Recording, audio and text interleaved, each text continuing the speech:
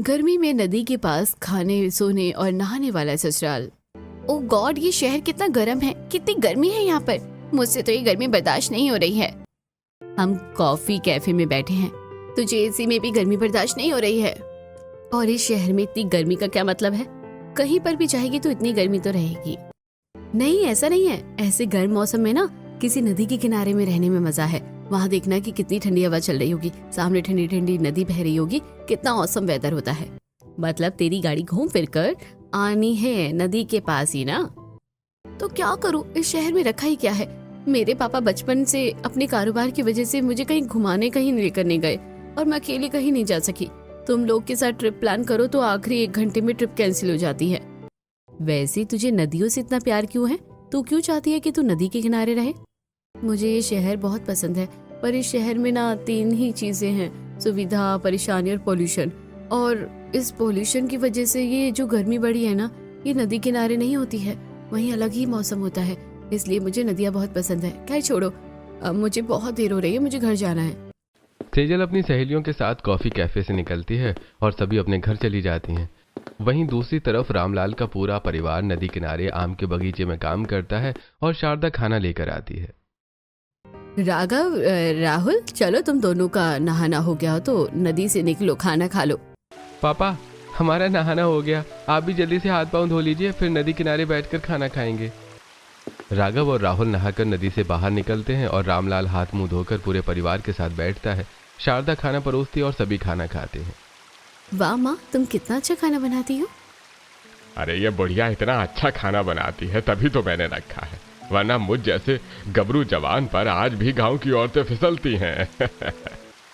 हाँ हाँ, आए बड़े गबरू जवान, अभी पेड़ पर से आम तोड़ने बोल दूं तो कमर लटक जाएगी। शारदा की बात सुनकर पूरा परिवार और आसपास के बैठे गांव के लोग हंसने लगते हैं। सभी खाना खाकर नदी किनारे लेट जाते हैं। शारदा पेड़ का सहारा लेकर प्रीति के साथ बैठती है। अरे नदी किनारे सोने का मजा ही कुछ और है, जो मजा यहाँ है वो और कहीं नहीं है। पूरा परिवार नदी किनारे सोता है। तभी मनीष आता है। क्या हुआ चाचा, नदी किनारे आराम कर रहे हैं? आराम करना है तो घर में चले जाइए। अरे बेटा, मेरे पास यही छोटी सी जमीन है जिसमें आम के बगीचे हैं, और छोटे से घर में पूरा परिवार आराम से सो नहीं सकता, इसलिए नदी किनारे ही सोते हैं और हमें यही मजा भी आता है। अरे मनीष बेटा, इन्हें यहीं आराम करने दो, ये पूरी जमीन ही तो इनकी है। ये घर में आराम करे या जमीन पर एक ही बात है। और वैसे भी ये हमारे जमाने से ऐसे ही नदी के किनारे खाते नहाते और सोते आए हैं। तुम यहाँ किस लिए आए हो ये बताओ। मैं तो नदी पार करके शहर जा रहा हूँ, खेत के लिए कीटनाशक लेने। हमारे भी बगीचे में आम पकने लगे हैं, कीटनाशक तो हमें भी चाहिए। पापा, कल मैं भी नदी पार करके शहर चला जाऊंगा और अपने बगीचे के लिए कीटनाशक को थोड़ा जरूरी सामान ले आऊंगा। मनीष नदी में डुबकी लगाकर तैरते हुए पार चला जाता है। दिन पर दिन ये नदी कटती जा रही है। यहाँ कोई पुल बनाओ तो वो भी टूट जाता है। बेचारे बच्चों को तैरकर नदी पार करनी पड़ती है। ऐसे ही दिन बीतता है। अगले दिन सेजल बालकनी में खड़ी होती है और खांसने लगती है। ओफो, कितना पोल्यूशन है यहाँ पर। ये पोल्यूशन की वजह से ही शहर में इतनी गर्मी होती है। गाड़ियों का धुआं, कारखानों का धुआं और ऊपर से ये चिलचिलाती धूप। ऐसा लगता है अभी जलाकर राख कर देगी। ये तू शहर से इतना चिढ़ती क्यों है? क्या दिक्कत है तुझे शहर में? सभी को गर्मी लग रही है, तुझे अकेली थोड़ी लग रही है। माँ, मैंने कहा ना, मुझे शहर से कोई दिक्कत नहीं है। शहर बहुत अच्छा है, पर यहाँ गर्मी और पोल्यूशन बहुत ज्यादा है, जो मुझसे बिल्कुल बर्दाश्त नहीं होता है। तू चिंता मत कर, तेरे पापा तेरे लिए किसी अच्छे घर का रिश्ता ढूंढ रहे हैं। बहुत जल्दी तेरी शादी करवाकर इस शहर से तुझे भगा देंगे। तुम मुझे भगाओ, उससे पहले मैं खुद ही जा रही हूँ। कहाँ जा रही है तू? अपनी बालकनी के छोटे छोटे पौधे लेने। छोटे छोटे पौधे हमारे घर में पोल्यूशन आने से रोकेंगे। इतना कहकर सेजल घर से निकलती है और एक बस में चढ़ती है। उसी बस में गांव से आया राघव भी होता है। गांव से शहर तो आ गया, अब जल्दी से कीटनाशक के बाजार पहुंच जाऊं और शाम होने से पहले वापस गांव निकल जाऊंगा। राघव सेजल के पीछे खड़ा होता है। तभी बस ड्राइवर अचानक ब्रेक मारता है और राघव सेजल के ऊपर गिर जाता है और सेजल पलटकर राघव को थप्पड़ मार देती है। क्या हुआ बेटी, इस लड़के ने कुछ किया क्या? देखिए ना आंटी, जरा सी ब्रेक क्या लगी, ये पूरा मेरे ऊपर ही गिर गया। छेड़ आए मुझे। नहीं, मैं आपको छेड़ नहीं रहा था। बस वाले ने इतनी जोर से ब्रेक मारी कि मैं आगे आ गया। मैंने जानबूझकर कुछ भी नहीं किया। तुम जैसे आवारा लड़कों को मैं अच्छे से जानती हूँ। बस जरा सी ब्रेक का इंतजार करते हो और ड्राइवर तुम जरा संभल कर बस नहीं चला सकते थे? इन जैसे लफंगों को मौका देते हो। बस के सभी लोग मुझे क्यों घूर रहे हैं? चुप रहना ही ठीक रहेगा, ज्यादा बोलूंगा तो मामला बढ़ जाएगा। राघव चुपचाप पीछे खड़ा हो जाता है। बस बाजार पहुंचती है और राघव और सेजल उतरकर अपने अपने सामान खरीदने लगते हैं। तभी सेजल के पास फटे पुराने कपड़ों में 2 बच्चे आते हैं। दीदी 2 दिनों से हमने कुछ नहीं खाया, बहुत भूख लगी है, कुछ खिला दो। क्यों बच्चों, तुम्हारे मम्मी पापा कहाँ हैं? हमें नहीं पता हमारे मम्मी पापा कौन है। बच्चों की बात सुनकर सेजल की आंखें भर आती हैं। सेजल पास की दुकान से पानी की बोतलों की पेटी और 2 ब्रेड खरीदकर बच्चों को दे देती है। बच्चों तुम लोग ये ब्रेड खाओ और एक पानी की बोतल 10 रुपए में बेचना। जब सारी बिक जाए तो फिर से खरीद लेना। भीख मत मांगना, भीख मांगना बहुत गंदी बात होती है। इस लड़की ने मुझे थप्पड़ तो मारा पर दिल की बुरी नहीं है, गलतफहमी में मारा है। बच्चों को कितनी अच्छी सीख दी है। तभी राघव की नजर गरीब नीलम पर पड़ती है जो टोकरी में आम बेच रही थी और 4 गुंडे उसे परेशान कर रहे होते हैं। अरे लड़की, ये लड़की तो बहुत सुंदर है। ए लड़की, जल्दी हफ्ता निकाल चल। भाई साहब मैं यहाँ दुकान नहीं लगाती हूँ, मैं तो टोकरी पर आम बेचती हूँ। मैं आपको कहाँ से हफ्ता दूंगी? अरे भाई नहीं कहती तो कुछ सोचता, पर भाई बोल दिया तो अब तो हफ्ता डबल लगेगा। इतना कहकर कल्लू और उसके दोस्त नीलम की टोकरी से आम निकाल कर खाने लगते हैं और पैसों की पोटली छीन लेते हैं। भाई साहब मेरी पैसों की पोटली दे दीजिए, मेरे बच्चे भूखे हैं। पैसों की पोटली चाहिए, ये ले। कल्लू पोटली अपने दोस्त की तरफ उछालता है। तभी राघव हवा में ही पोटली पकड़ लेता है और नीलम को दे देता है। दीदी आप यहाँ से जाइए। क्यों बे, ज्यादा हीरो बन रहा है? ये हाथ देख रहा है, एक रैपटे में नाचता फिरेगा। मेरा हाथ देख रहा है? नदी से घड़े में पानी भर भर कर आम के बगीचों को सींचा हुआ है। एक हाथ पड़ा ना तो जबड़ा टूटकर तेरे चमचों के हाथ में गिरेगा। बॉस, इसका हाथ कम हथौड़ा ज्यादा लग रहा है, यहाँ से कल्टी लेते हैं। मैं बच्चों के मुंह नहीं लगता, चलो यहाँ से। लगता है मैंने इसे बेकार ही थप्पड़ मार दिया। ये तो दिल का बहुत अच्छा है, बिना डरे उस औरत की मदद की। मुझे इससे माफी मांगनी चाहिए। सेजल राघव से बात करने के लिए आगे बढ़ती है लेकिन भीड़ में राघव गायब हो जाता है। सेजल काफी देर ढूंढती है पर राघव नहीं मिलता और थक कर सेजल घर चली जाती है। ऐसी कुछ दिन बीतते हैं और एक दिन कृष्णलाल हाथ में लड़के की फोटो लिए सेजल के पीछे घूम रहा होता है। अरे बेटी, एक बार लड़के की फोटो तो देख ले, क्यों अपने पापा को परेशान कर रही है? नहीं पापा, मुझे नहीं देखनी किसी लड़के की फोटो। अरे बेटी, एक बार लड़के की फोटो तो देख। गांव में नदी किनारे बहुत बड़ी जमीन है उनकी, आम के बहुत बड़े व्यापारी हैं। अरे सेजल बेटी, एक बार फोटो देख तो ले, पसंद आया तो शादी करना, वरना मना कर देना। तेरे पिता के दोस्त है और अच्छा खासा कमाते हैं अपने आम के बगीचे से। पता नहीं वो लड़का कहाँ गायब हो गया। उस दिन के बाद से सिर्फ उसी के ख्याल आते हैं और ये पापा भी पता नहीं किसकी फोटो लेकर पीछे पड़े हैं। देखकर मना कर देती हूँ। ये सोचकर सेजल कृष्णलाल के हाथ से फोटो लेकर देखती है। ये फोटो राघव की होती है।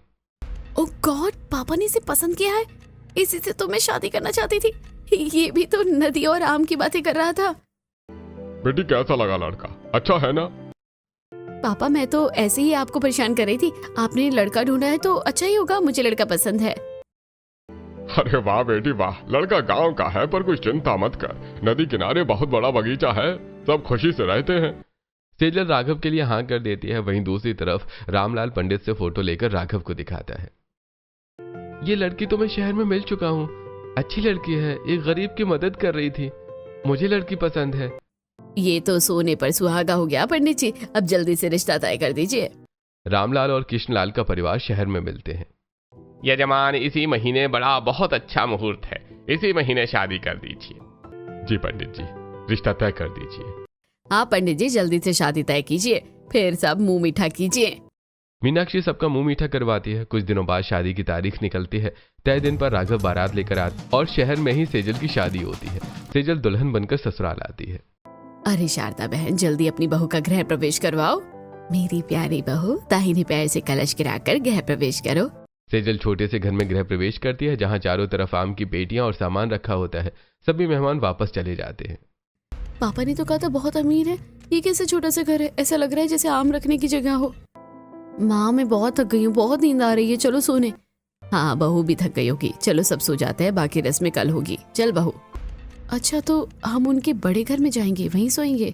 प्रीति सेजल को लेकर पूरे परिवार के साथ नदी किनारे आती है, जहां सबके लिए अलग बिस्तर लगे होते हैं। रामलाल और शारदा एक बिस्तर पर और राहुल और प्रीति अपने बिस्तर पर लेट जाते हैं। राघव भी अपने बिस्तर पर लेटता है। सेजल, तुम खड़ी क्यों हो? लेट जाओ। ये क्या, मेरी नई नई शादी हुई है और ये मुझे नदी किनारे सोने के लिए ले आए? भला नदी किनारे कौन सोता है? अरे क्या सोच रही हो? मुझे तो नींद आ रही है, मैं सो रहा हूँ। इतना कहकर राघव सो जाता है। हवा तो बहुत अच्छी चल रही है, शायद इसीलिए ये लोग नदी किनारे सोते हैं। मैं भी सो जाती हूँ। सेजल भी राघव के पास लेटकर सो जाती है। रात के 2 बजते हैं। ये भगवान, इतनी हवा है फिर भी इतने मच्छर और मक्खी। ऐसा लग रहा है आज ये मच्छर मेरा डीएनए टेस्ट करके ही मानेंगे। क्या सिर्फ मुझे ही काट रहे हैं? ये लोग कैसे आराम से सो रहे हैं? सेजल चादर ओढ़कर सोने की कोशिश करती है। ऐसे ही रात बीतती है। अगले दिन गांव की सुंदर सुबह में सेजल आंखें खोलती है। नदी के दोनों तरफ बच्चे, एक तरफ कुछ औरतें और दूसरी तरफ कुछ मर्द नहा रहे होते हैं। ये नदी कितनी सुंदर लग रही है। सभी लोग कितने अच्छे से इसमें नहा रहे हैं। मेरा मन भी कर रहा है मैं नदी में नहाने का। उठ गई भाभी आप? अच्छे से नींद तो हो गई ना? क्या बताऊँ आपको ननद जी, कितनी अच्छी नींद आई। बहू, जल्दी से नहा धोकर तैयार हो जाओ, फिर तेरी पहली रसोई की रस्म भी तो करनी है हमें। हाँ मम्मी जी, मैं नहा धोकर तैयार हो जाती हूँ। बाथरूम कहाँ है?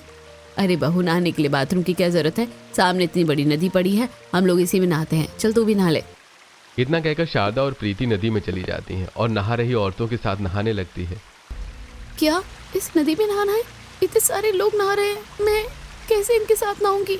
सामने ससुर जी और देवर जी भी बैठे हुए हैं। सेजल ये सब सोच ही रही होती है, तभी शारदा और प्रीति नहाकर बाहर निकलती हैं और पेड़ के पीछे जाकर कपड़े बदलने लगती हैं।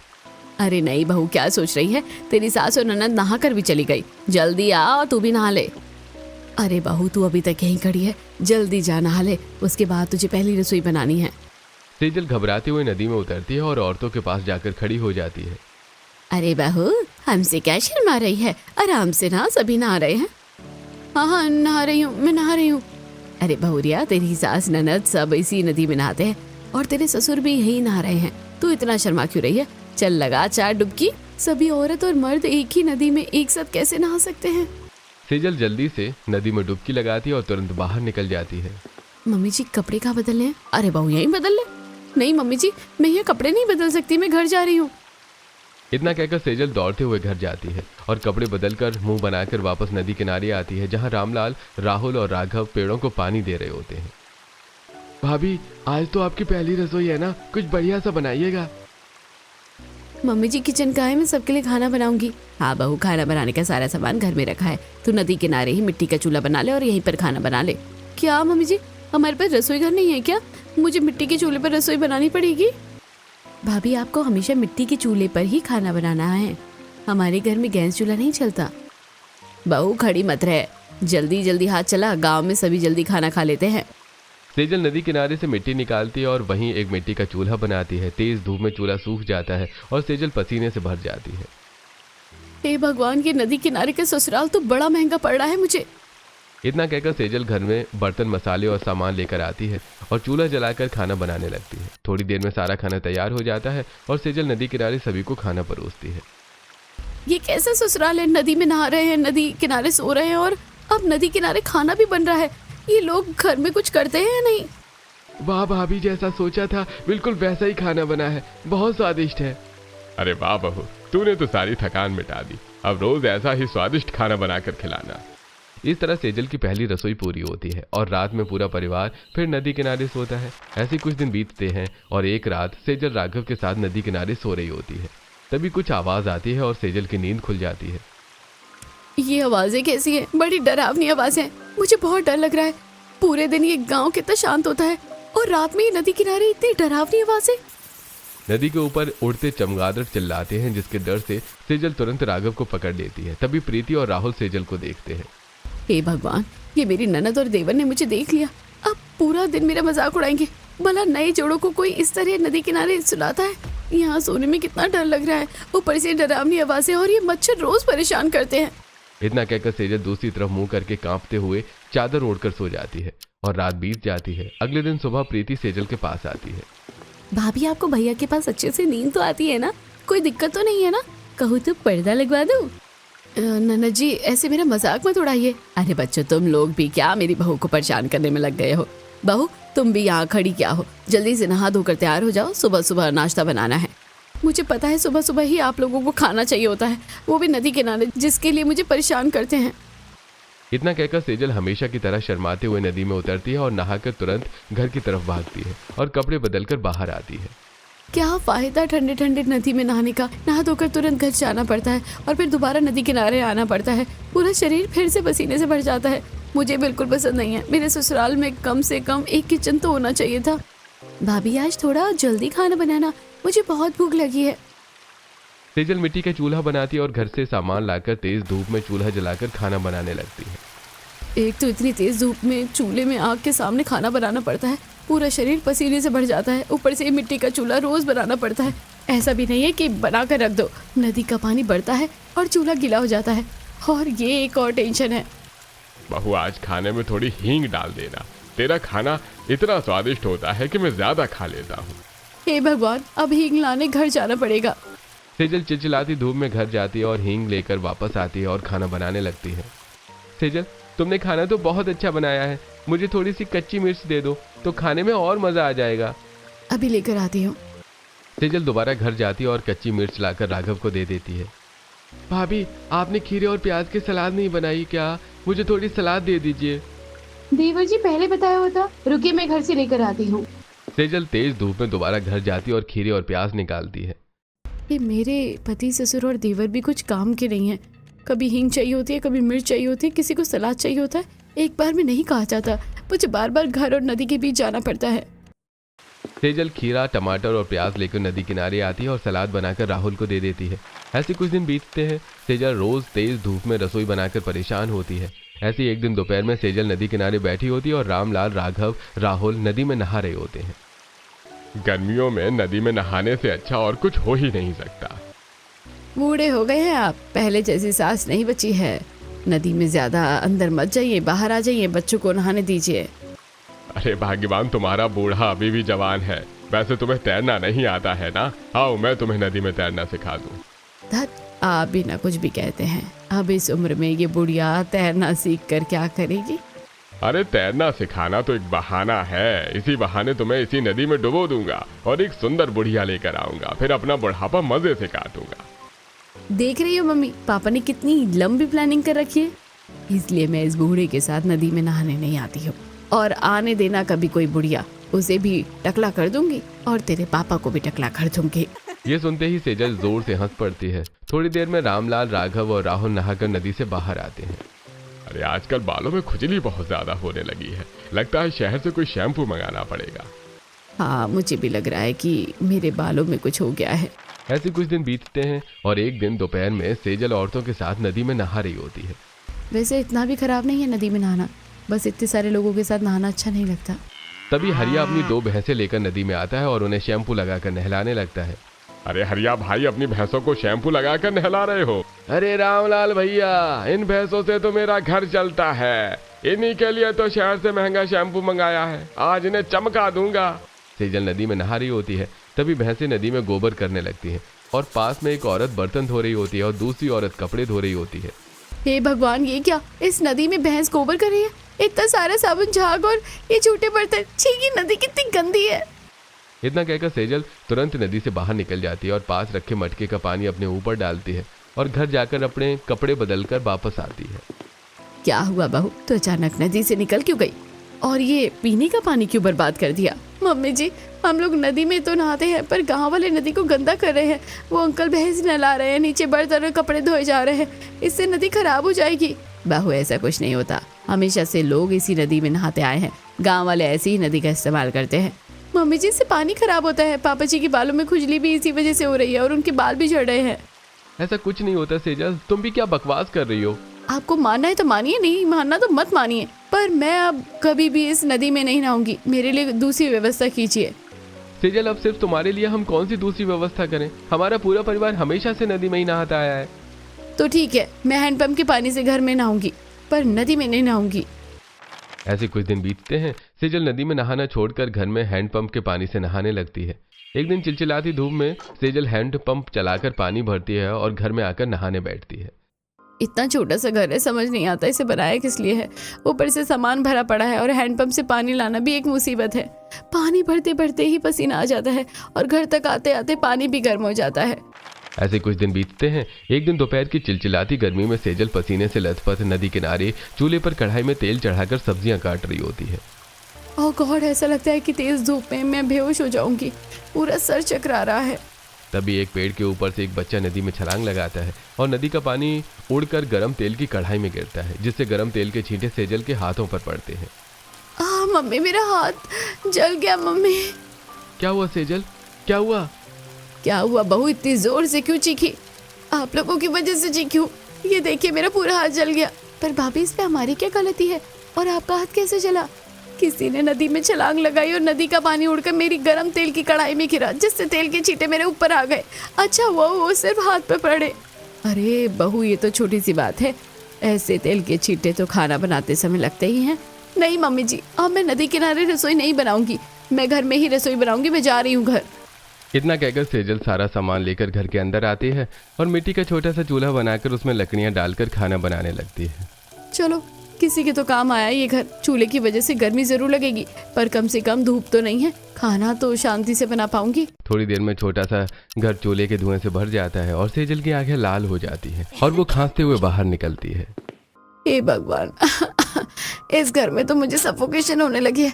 अब समझ आया मम्मी जी नदी किनारे खाना क्यों बनाती है। इस छोटे से घर में चूल्हे पर खाना बनाना तो पॉसिबल ही नहीं है, धुएं से आदमी मर जाएगा। सेजल चूल्हा बुझाकर वापस नदी किनारे आकर खाना बनाने लगती है। क्यों भाभी, आप अब घर में खाना नहीं बनाएंगी? देवर जी, मेरा मूड बहुत खराब है, मजाक मत कीजिए वरना खाना नहीं बनाऊंगी। नहीं भाभी, आप खाना बनाइए, मैं आपका मजाक नहीं उड़ाऊंगा, मैं जा रहा हूँ काम करने। सेजल हमेशा की तरह चिलचिलाती धूप में पसीने से तरबतर होकर नदी किनारे खाना बनाने लगती है। ऐसे ही एक दिन सेजल खाना बना रही होती है, तभी चूल्हे के धुएं से आम के पेड़ पर बैठे कौवे नीचे आकर सेजल को चोंच मारने लगते हैं। तभी मधुमक्खियों का झुंड भी आ जाता है, जिन्हें देखते ही सेजल वहाँ यहाँ भागने लगती है। हे भगवान, ये सारी मुसीबतें मुझे पर आनी थी क्या?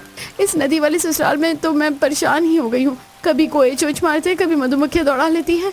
अब कैसे बचूं इनसे? कौओं और मधुमक्खियों से बचते हुए सेजल नदी में कूद जाती है। कौवे और मधुमक्खियां वापस चली जाती हैं। उसी समय हरिया की भैंसें नदी में आकर गोबर करने लगती हैं। हे भगवान, नहीं रहना मुझे इस नदी वाले ससुराल में। गलती हो गई है मुझसे जो मैं शहर छोड़कर यहाँ आ गई। सेजल चिढ़कर नदी से बाहर निकलती है।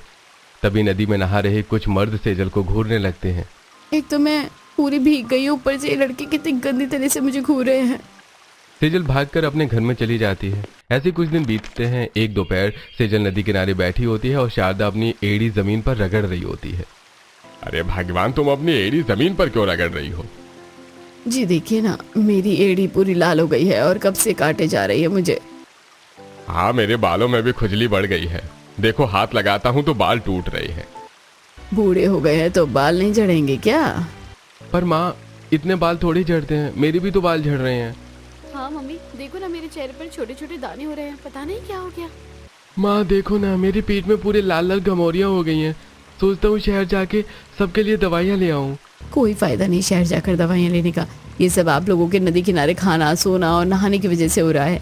बहू तू हमेशा हमारे नदी के पास खाने, सोने और नहाने से चिड़ी रहती है, इसलिए ऐसा कह रही है। नहीं मम्मी जी, मैं इसलिए ऐसा कह रही हूँ क्योंकि मैंने खुद देखा है इस नदी में गाँव भर का कचरा आता है, जिसकी वजह से ये इन्फेक्शन हुआ है। आपकी एड़ी पर फंगल इन्फेक्शन हुआ है, जो नदी के तली में जमे कीचड़ से खड़े होने से हुआ है। पापा जी और राघव के बाल भी नदी के पानी की वजह से झड़े हैं और प्रीति के चेहरे पर दाने तेज धूप और दिन भर घर से बाहर धूल मिट्टी में रहने की वजह से हो रहे हैं। और देवर जी, आपकी पीठ और मेरी गर्दन पर घमौरियाँ भी इसी धूप और नदी के पानी की वजह से हो रही है। बहू, ऐसा कुछ भी नहीं है, पूरा गाँव इसी तरह नदी के पानी को इस्तेमाल करता है। और मैं भी अपने जवानी के दिनों से नदी में नहा रही हूँ, नदी किनारे खाना बना रही हूँ, खाना खा रही हूँ, सो रही हूँ। और तेरे पति, देवर और ननद भी बचपन से नदी में नहा रहे हैं। अगर आप लोगों को नहीं मानना है, फिर भी एक बार ये सोचिए, कब तक हम इस तरह नदी के पास सोएंगे, खाएंगे और नहाएंगे? हमारे पास खुद का भी तो अपना एक घर होना चाहिए ना। बेटी, ये पूरी जमीन हमारी ही तो है, हम इसे ही अपना घर मानते हैं और हम नदी के पास ही रहेंगे, सोएंगे और नहाएंगे, हमें कोई दिक्कत नहीं है। नदी में नहा रहे गांव के लोग रामलाल और सेजल की बातें सुनते हैं वहीं सेजल को मजबूरी में अपने ससुराल वालों की बात माननी पड़ती है और सेजल को नदी के पास ही तेज धूप में खाना बनाना नहाना पड़ता है और नदी किनारे ही सोना पड़ता है। एक रात सेजल अपने परिवार के साथ नदी किनारे सो रही होती है। मुझे ऐसा क्यों लग रहा है कि कोई मुझे लगातार घूरे जा रहा है। ये नदी किनारे रहने में डर भी लगता है। मैं मुंह ढककर सोने की कोशिश करती हूँ। इतना कहकर सेजल अपने चादर से मुंह ढककर सो जाती है। तभी झाड़ियों से कल्लू और कालिया बाहर आते हैं। यही है ना जो शहर आकर मुझे धमका रहा था। वो देख, उस बूढ़ी औरत के गले में सोने का मंगलसूत्र है, हाथ में कंगन है और इसकी बीवी के पास भी सोने के गहने हैं। भाई ऐसा करते हैं, फटाफट इन पर बेहोशी की दवाई छिड़क कर सारे गहने लेकर रफू चक्कर हो जाते हैं। हमारा बदला भी पूरा हो जाएगा और हम मालामाल भी हो जाएंगे। इतना कहकर कल्लू और कालिया पूरे परिवार के ऊपर बेहोशी की दवा छिड़क देते हैं, जिससे पूरा परिवार गहरी नींद में चला जाता है। कल्लू शारदा के गले से मंगलसूत्र और हाथों में कंगन निकाल लेता है और कालिया सेजल के गले से मंगलसूत्र, हाथों के कंगन, पांवों के पायल और दूसरे गहने और राघव के गले से सोने की चेन निकाल लेता है। भाई इस लड़की को देख, इसके पाँव में भी चांदी की पायल है और ये लड़की भी सुंदर है। अरे भाई ऐसा करते हैं, इसे भी ले चलते हैं, शहर में बेच देंगे, अच्छे पैसे मिलेंगे इस लड़की के। कालिया प्रीति के पाँव से चांदी की पायल निकाल लेता है और प्रीति को एक बोरे में भर लेता है। वो प्रीति को बोरे में भरकर लेकर चले जाते हैं। ऐसी ही रात बीतती है और अगली दोपहर पूरे परिवार की नींद खुलती है। अरे इतनी तेज धूप, दोपहर हो गई क्या? मैं इतनी देर तक सोता रह गया, किसी ने मुझे उठाया क्यों नहीं? पापा हमारी नींद भी अभी ही खुली है, पर हम इतनी देर तक कैसे सोते रह गए? मेरे गले का मंगलसूत्र कहाँ है और मेरे गहने कहाँ हैं? हाँ, मेरा भी मंगलसूत्र और कंगन गायब है। हे भगवान, हमारे गहने कौन लेकर चला गया? मेरे गले में भी चेन नहीं है और ये प्रीति कहाँ है? प्रीति कहीं दिखाई नहीं दे रही है। शायद प्रीति की ही बदमाशी है ये, वही सुबह उठ गई होगी और सबके गहने चोरी करके कहीं छुप गई है। प्रीति कहाँ है तू? जल्दी बाहर आ। अपने घर वालों को इस तरह परेशान करती है। छोटी बच्ची है क्या तू? जल्दी बाहर आ। तभी गांव के लोगों के साथ गांव का सरपंच रघुवीर शारदा के पास आता है। अरे शारदा बहन, शांत हो जाओ, मुझे बताओ क्यों चिल्ला रही हो? अरे कुछ नहीं सरपंच जी, वो मेरी बेटी ने हमारे गहने लेकर कहीं छुप गई है। अरे रामलाल भैया, आपकी नींद तो अभी खुली रही है। हम लोग तो सुबह 5 बजे से आए हुए हैं। प्रीति तो आप ही के साथ थी, हमें लगा आपने उसे कहीं भेजा है। क्या कांति बहन, आप लोग 5 बजे से आए हुए हैं, तो आपने हमें उठाया क्यों नहीं?